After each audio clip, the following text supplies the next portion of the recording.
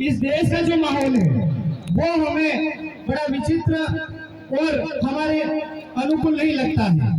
इसके पीछे कारण है कि इस देश में यानी कि हमारे देश में एक गृह मंत्री का काम होता है कि यहाँ की जो नागरिक है, यहाँ की जो जनता जनार्दन है, उनको संरक्षित रखे। और प्रदेश के मुखिया का दायित्व होता है कि जो भूखे और जो शोषित है, जो दलित है, जो गरीब है, उनकी सेवा करें, उनका संरक्षण करें।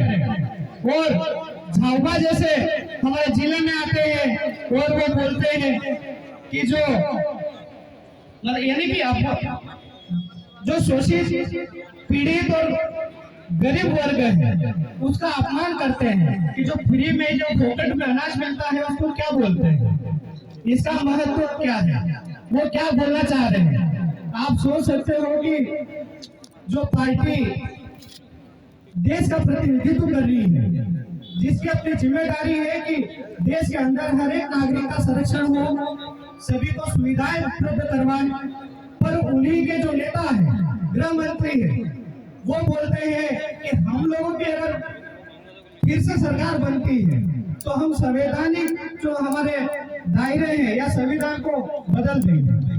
तो आप सोच सकते हो कि इन लोगों की हमारे प्रति मानसिकताएं क्या है, हमारे प्रति मतलब एसटी, एससी, ओबीसी, भाई जो हम लोगों को प्रावधान दिए गए, जो हमें संवैधानिक अधिकार दिए गए, वो हमसे वो छीनना चाहते हैं।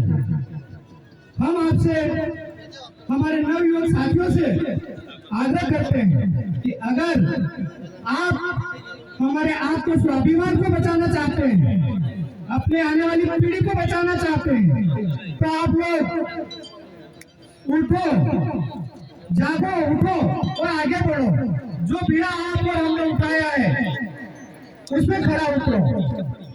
ये लोग नहीं चाहते कि ये लोग आगे बढ़े, आदिवासी कौम आगे बढ़े, आदिवासी समाज आगे बढ़े, या एससी आगे बढ़े, या ओबीसी आगे बढ़े। इनका सीधा ही फंडा है कि हम लोग जो संवैधानिक प्रावधान है उनको खत्म कर देंगे। और मैं आप लोगों से निवेदन करता हूँ, आग्रह करता हूँ कि आप हमारे जो संवैधानिक प्रावधान है, हमारे जो लोकतांत्रिक मूल्य है, उनको बचाने में मदद करें। हमारे जो अधिकार है, जल, जंगल और जमीन, इनके संरक्षण में हमारी मदद करें। अगर आप और हम एक हो गए, हम लोगों ने अगर ठान लिया, तो दुनिया की कोई ऐसी ताकत नहीं जो हमें रोक पाए। बस हमें आगे सकारात्मक विचारों के साथ आगे बढ़ने की आवश्यकता है। अगर हम पार्टियों की बात करें तो दोनों ही पार्टियां हमारे अनुकूल नहीं है। कांग्रेस हो चाहे बीजेपी, ये एक तराजू के दो पलड़े हैं, एक नागनाथ है तो एक सांपनाथ है।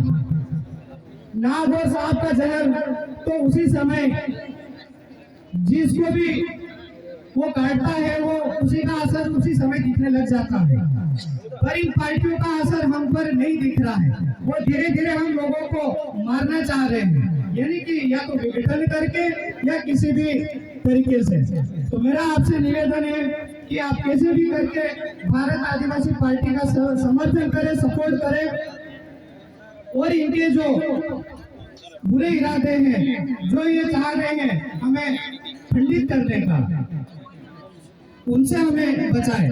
और हम लोग शिक्षा की बात करना चाहते हैं, स्वास्थ्य की बात करना चाहते हैं, पलायन को कैसे रोका जाए वो बात करना चाहते हैं, किसान साथियों की, मजदूरों की कैसे हम लोग मजदूरों को कैसे रोजगार दे सकते हैं वो बात करना चाहते हैं, बेरोजगार साथियों को कैसे रोजगार दे पाए हम वो बात करना चाहते हैं। ये दोनों पार्टियों के जो नेता हैं, राजनेता हो चाहे केंद्र के नेता, वो अपने मुद्दों से भटक चुके हैं। वो सिर्फ और सिर्फ आज जो बात कर रहे हैं तो दोनों पार्टियों के ऊपर जो आरोप प्रत्यारोप है वही चल रहा है। एक विधायक दूसरे विधायक को बोलता है खनन माफिया, रेत माफिया, शराब माफिया, 10-10 मर्डर का इल्जाम लगाते हैं, तो ये इनकी नेता की जिम्मेदारी नहीं है। बात करना चाहिए लोगों के हित के लिए आप क्या कर सकते हैं, वो बात एक वो करना नहीं चाहते। उनके पास मुद्दे नहीं है। लगभग 35 साल से वो सत्ता में रहे। वर्तमान जो हमारे कांतिलाल जी भूरिया प्रत्याशी है कांग्रेस से, आज उनके पास कोई मुद्दे नहीं है। वो सिर्फ और सिर्फ बात कर रहे एक दूसरे के ऊपर आरोप और प्रत्यारोप की। हम लोग चाहते हैं हर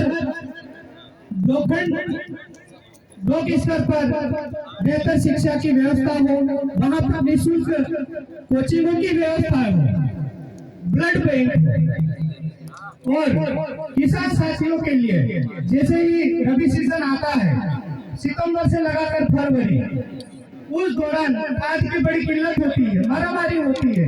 ये लोग बोलने के लिए तैयार नहीं होते हैं, पर हमारे जो जनप्रतिनिधि हैं हमारे बंधुओं के बीच में कंधे से कंधा मिलाकर खड़े रहते हैं। उसी दौरान बिजली की बड़ी मारामारी होती है। मैं उस विभाग में काम भी कर चुका हूँ, पर ये जो नेता है ये बोलने के लिए तैयार नहीं रहते हैं। उनका काम है एक दूसरे के ऊपर आरोप प्रत्यारोप करना। वो ये नहीं चाहते कि युवा साथी है, जो युवा पीढ़ी है वो आगे बढ़े, पढ़े लिखे आगे आए।